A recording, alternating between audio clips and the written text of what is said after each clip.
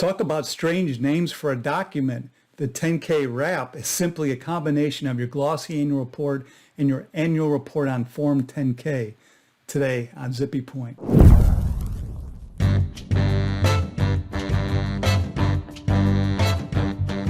I'm Brock Romanek and I'm a big fan of use.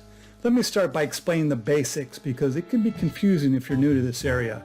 Traditionally, companies drafted 3 documents for the proxy season to provide disclosure to shareholders: a Form 10K, a glossy annual report, and a proxy statement. The glossy annual report is sometimes confused with the Form 10K because they're both called an annual report technically, but to those in the business, people typically mean the glossy annual report if they use the term annual report. It's often printed on glossy paper, hence the name, that explains the name. And by the way, I have a separate Vid-Guide about the glossy annual report, a link to which is below. The Form 10K is not delivered to shareholders, it's just filed with the SEC.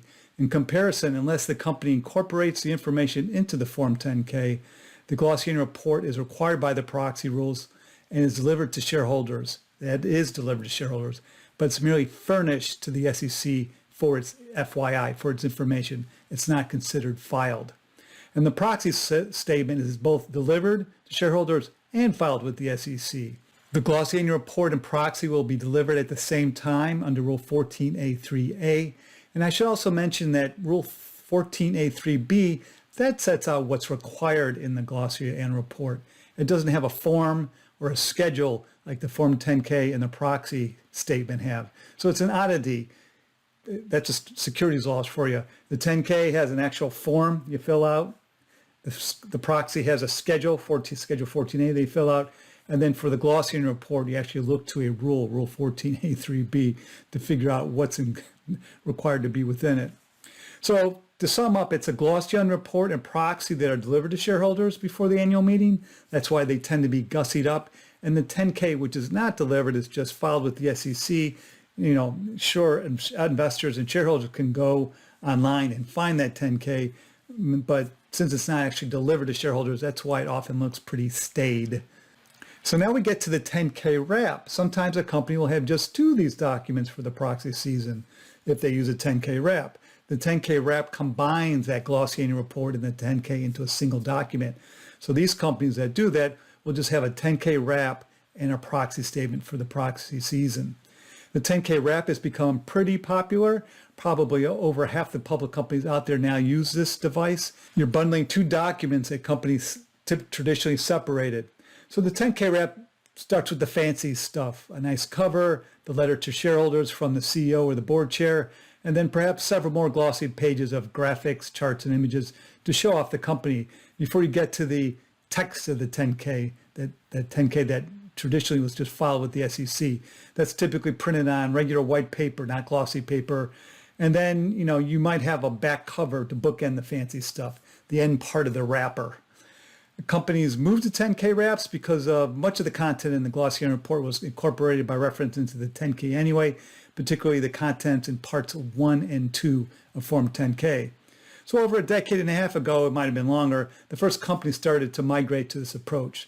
The approach was permitted by a series of no action letters from the staff at the Division of Corporation Finance.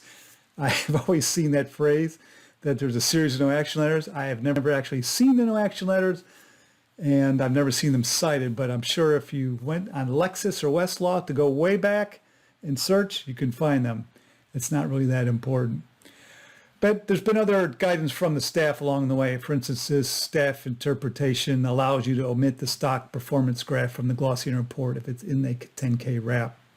The movement towards 10K wraps really picked up over 5 years ago, about that time frame, because things shifted so the proxy became the primary focus of communications with shareholders, and the proxies became to be really a plain English document where the company was trying to sell itself. It's providing messaging to shareholders.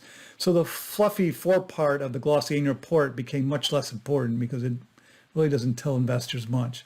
It looks nice. Another reason for a move towards the 10K wrap is that it saves money. It depends how much money the company spent in the past. For companies traditionally printed a full-blown color glossy annual report and switched to maybe a glossy front and back cover with all black ink inside, or maybe even has an 8 and 12 page color front. You could really end up with some really nice savings, especially if you're printing on regular paper. That's much cheaper than glossy paper. It also saves the effort of creating two different documents, saving you the hassle of excerpting and Edgarizing that part of the glossy annual report, the financial information, the MD&A that's required to be filed with the SEC. That part has to be excerpted out because it's not allowed to be just furnished. I have a separate Vid-Guide explaining the difference between what's filed and furnished. That's actually in the glossy annual report Vid-Guide. Another factor for the trend towards 10K wraps is it costs more to mail the larger 10K wrap than the glossy annual report, because there's no requirement for companies to deliver 10Ks by itself, just file with them with the SEC. But now with proxy, also known as notice and access, a lot of times you're making delivery to shareholders by just posting the annual report and the glossy annual report and the proxy online. You're not actually physically mailing it in the postal mail anymore. In fact, you don't even have to provide 7 copies of the glossy annual report to the SEC staff like you used to a couple years ago.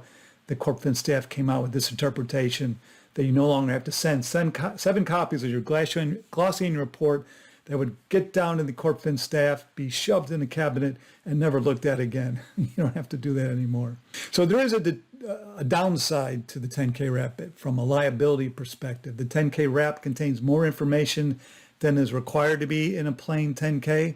When the two documents are separated, only those portions of the annual report that are required to be incorporated by reference into the 10K are considered filed and thus subject to Section 18 of the Securities Exchange Act of 1934, which imposes liability on that disclosure.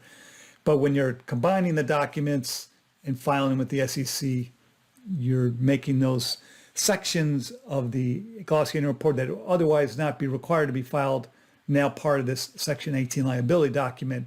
And Rule 14A3D talks about that. If you have an integrated document, a wrap, you're stuck with liability on it.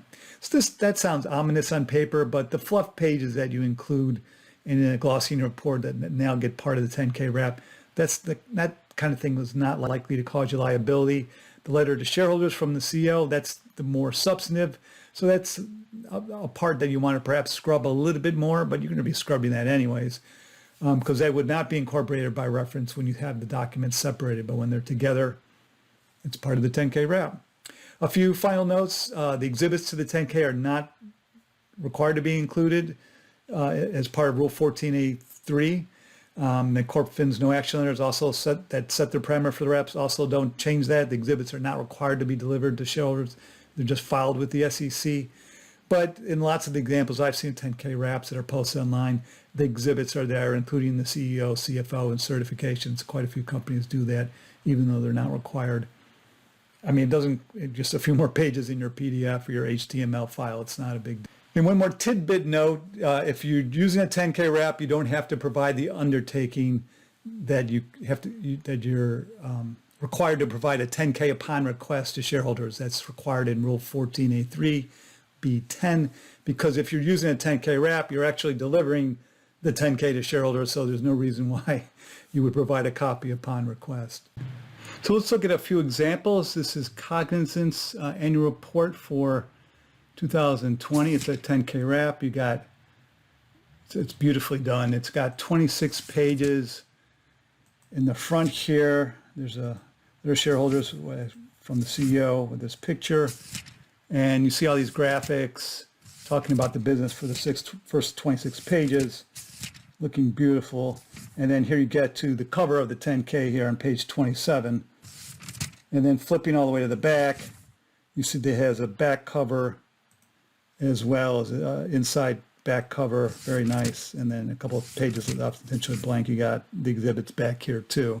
Here's another example from McDonald's. This is the front cover. Then you have your annual letter to stakeholders from the CEO, chair, 2 pages long, or maybe it's 3. And then you get right into the 10K itself. And this one does not have inside, this does not have a back cover. It doesn't have anything fancy at the end. It just ends. It does have the exhibits. It does have the CEO, CFO certifications as part of those exhibits too. And then finally, this is Amazon's 10K wrap. This is all black and white, nothing color at all. This actually is very interesting. They have two letter to shareholders comparing this year's to last year's. I really like how Jeff Bezos does that. So this is the last year's letter to shareholders that's repeated here. And it actually says here, they're printed from the prior year's annual report. And then there's obviously nothing fancy at the back either. And this does have the exhibits also. So see more of my vid guides about the Form 10K and the one I mentioned about the glossy annual report by going to zippypoint.com or search YouTube with the hashtags of hashtag proxy season, hashtag zippypoint.